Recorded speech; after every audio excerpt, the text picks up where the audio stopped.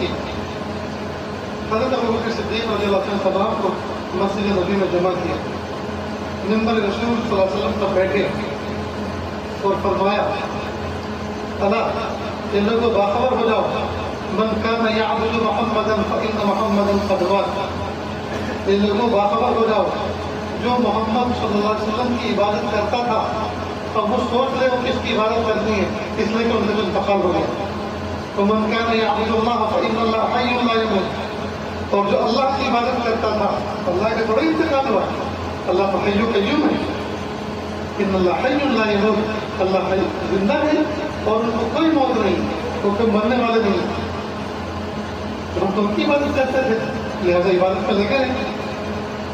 تو حضرت ابوبکر صدیق رضی اللہ عنہ کا یہ فتویٰ اور اللہ حضرت ابوبکر صدیق رضی اللہ عنہ کی تقریر صحابہ کرام کے اندر انہوں نے ہمت باندھی کہ واقعی جس اللہ کی ہم عبادت کرتے تھے حضور خاتم کے زمانے میں اللہ کی ہم خاتم سے دنیا سے چلے گئے عبادت کرتے ہوئے اللہ کی, لیکن جس اللہ کی ہم عبادت کرتے تھے وہ حی قیوم ہے. ان کی عبادت کل بھی کرتے تھے آج بھی کرنی اور کل بھی کرنی, لہذا ہم کو ایک تسلی ملی. بہرحال مومن بندہ کبھی بھی اپنے